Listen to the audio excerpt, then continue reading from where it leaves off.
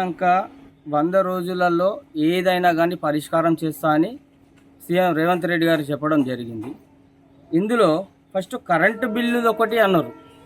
Current bill మీరు కట్టనవసరం లేదు, zero bill అన్నాక ప్రజాపాలనలో దరఖాస్తు పెట్టుకోవడం జరిగింది.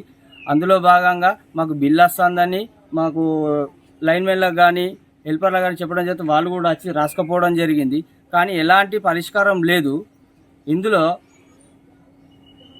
నాకు వచ్చిన బిల్లు ఎటువంటిది అయితే బిల్లుకు ఇది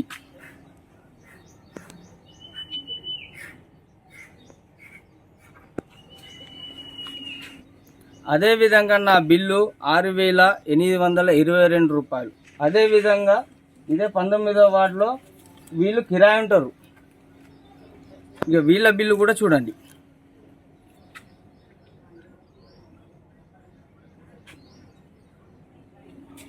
మాకు బట్టి విక్రమార్క గారు ఏమన్నారు, మీకు బిల్లు వచ్చినా కట్టనవసరం లేదన్నారు. కానీ వీళ్ళు ఏం చేస్తుర్రు అంటే బిల్లు వచ్చినా కట్టుకోవాలమ్మా, చేయాలమ్మా, లేకపోతే మేము కరెంట్ కట్ చేస్తామని మా మీదకి ఇలా వస్తున్నారు. ఇలా మేము రోడ్డు మీద బతికే వాళ్ళం, ఆటో డ్రైవర్లం, రోడ్డు మీద బతికే వాళ్ళం. అందులో భాగంగా ఈ కాంగ్రెస్ ప్రభుత్వం వచ్చేసి బస్సులు ఫ్రీ అని పెట్టడం వలన కూడా మా ఆటో డ్రైవర్ల కడుపు మీద మన్ను కొట్టినట్టయింది. మాకు ఆటోలు సరిగ్గా నడపలేకపోతున్నాం మేము. మరియు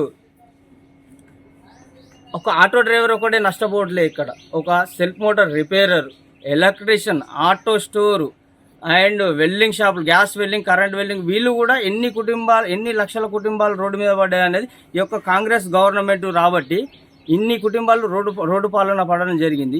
అందులో గతంలో కూడా డబుల్ బెడ్రూమ్ మన బీఆర్ఎస్ ప్రభుత్వం ఉన్నప్పుడు కూడా డబుల్ బెడ్రూమ్ గురించి దరఖాస్తు పెట్టుకోమన్నారు. దరఖాస్తు పెట్టుకున్నాక కూడా డబుల్ బెడ్రూమ్ ఇండ్లు కూడా ఎవరికి రాలేదు. అవి నీళ్ళ పాలైపోయినాయి. దాని గురించి పట్టించుకునే నాదుడే లేరు.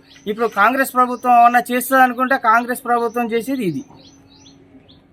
ఇలా అంటే ఇది ప్రజలను పాలించే పాలనదా గవర్నమెంట్? ఇది